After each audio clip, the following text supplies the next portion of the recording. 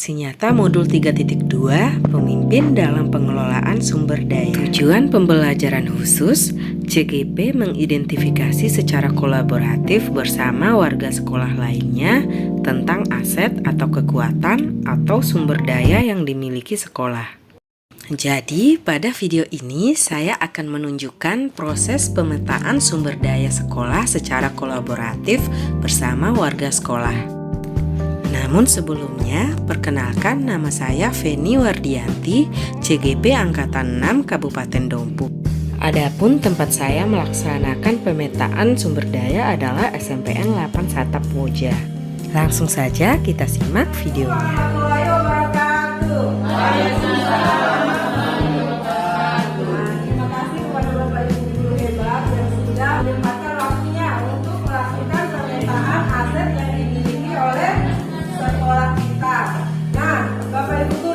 Sebagai pemimpin pembelajaran, kita harus mengenali dulu nih sumber daya apa yang bisa kita jadikan kekuatan untuk membangun sekolah kita ini. Jadi kita ada namanya pendekatan berbasis kekurangan dan pendekatan berbasis kekuatan.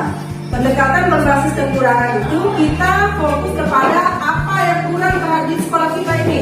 Nah, itu sebenarnya tidak bagus. Sebenarnya kita menggunakan pendekatan berbasis kekuatan atau asset based approach namanya. Jadi kita memanfaatkan aset-aset yang ada untuk kita jadikan kekuatan sekolah kita. Sebenarnya pendekatan berbasis aset ini pernah kita lakukan. Ada yang ingat saat kita melaksanakan perpisahan sekolah kemarin?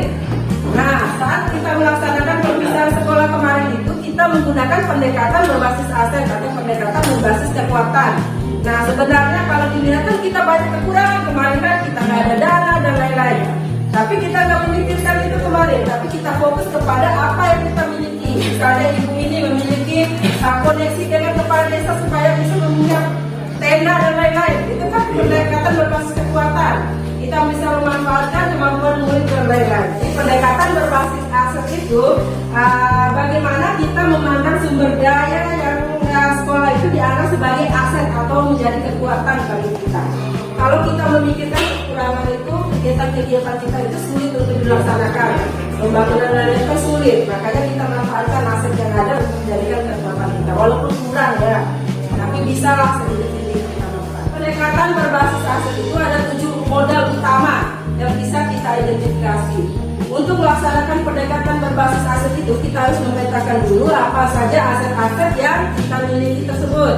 Nah, di situ ada 7 modal utama. Ada modal manusia, ada modal sosial, ada modal fisik, modal lingkungan alam, modal finansial, modal politik, sama modal agama dan budaya. Nah, sekarang kita memetakan dulu nih apa saja aset yang sekolah kita miliki. Pertama itu modal manusia, jadi sumber daya yang berkaitan dengan manusia-manusia yang ada di sekolah ini. Nah, kira-kira apa saja sih modal manusia di sekolah kita ini? Kita tolong dokumen untuk mencatatkan. Kira-kira modal manusia yang ada di sekolah kita ini apa saja, Bapak Ibu? Sekolah. Ya, kepala sekolah. Guru kita ada berapa?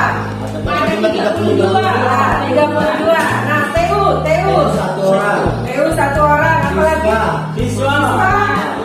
52 siswa ya. Penjaga. Ya, penjaga. Nah, aset-aset manusia itu bisa kita manfaatkan untuk kita ambil kemampuan-kemampuannya untuk kemajuan sekolah tersebut. Terus yang kedua, aset modal sosial.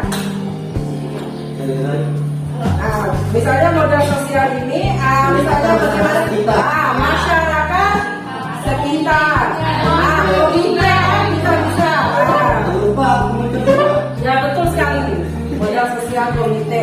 Yang ketiga itu ada modal fisik. Nah, misalnya ada bangunan-bangunan, infrastruktur yang ada di sekolah ini. Apa saja kira-kira modal fisik yang kita pilih? Ada ruang BC.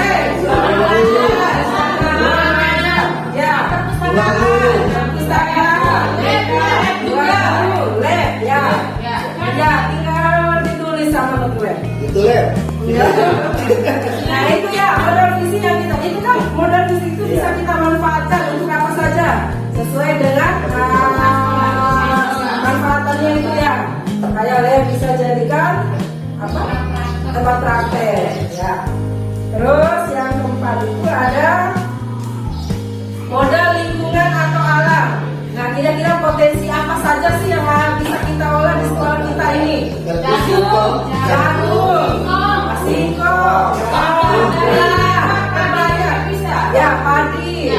Nah, itu semua bisa kita olah, bisa kita manfaatkan untuk praktek di sekolah juga. Sekarang modal finansial.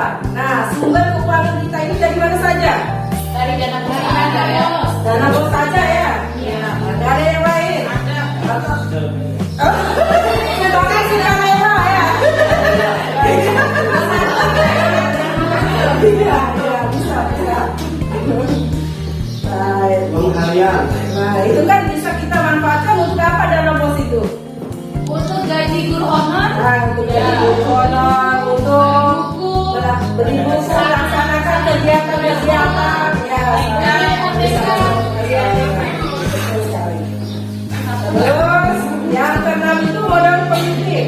Nah, bagaimana kita berhubungan dengan orang lain supaya orang itu bisa membantu sekolah kita ini? Kira-kira modal politik kita Jadi kepala desa harus kita komunikasi supaya bagaimana masuk di sekolah kita ini itu berkembang lagi. Ya. Ada tangan kepala desa untuk buat Ya, sekolah betul kita. sekali. Jadi modal politik kita berhubungan dengan kepala desa ya. Ya, sekarang dia. Ya, betul. Nah, ada yang lain lagi? Ada di sekolah daerah. Sepertinya cuma kepala desa itu aja ya. Kita jadi kota. Iya. Kepala disu juga bisa. Terus ada ketua RT,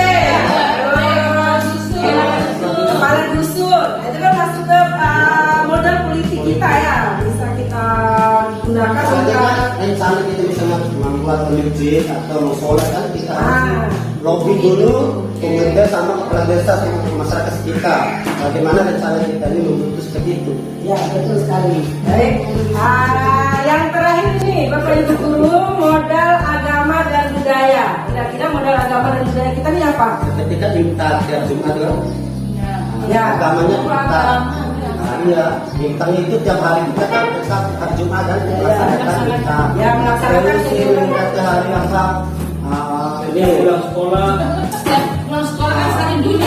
Sekolah itu sholat dua ya. Iya. Sholat sama. Terus modal sosialnya Budaya. modal budayanya mesti gotong royong ya. Gotong royong. Laksanakan gotong royong. Terus apa lagi ya? Ya itu aja mungkinnya modal agama. Baik, terima kasih Bapak Ibu guru sudah menyempatkan waktunya untuk mendengar, untuk melakukan pemetaan modal-modal atau aset yang dimiliki ya, tadi ya. sekolah. Nah, baiklah, 7 modal utama itu bisa kita jadikan untuk membangun sekolah kita ke depannya ya.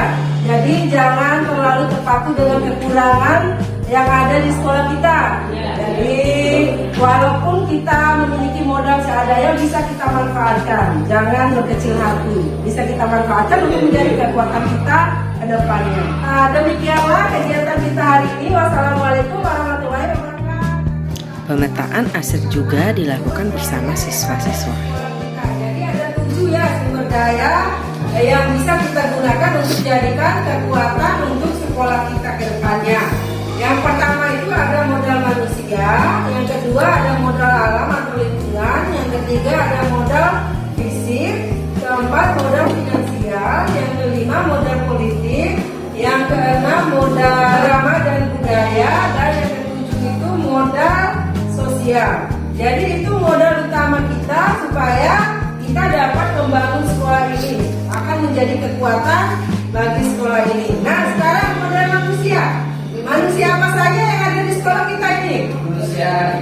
Ada siswa, apalagi? Guru, apalagi?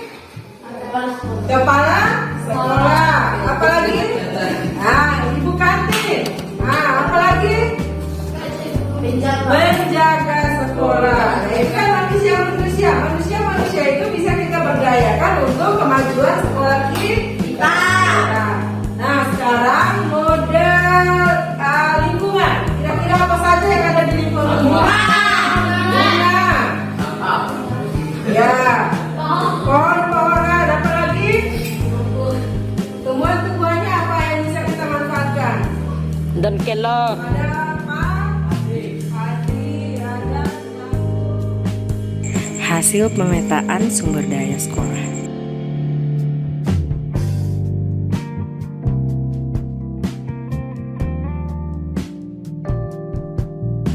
Demikianlah video pemetaan aset. Sekian dan terima kasih.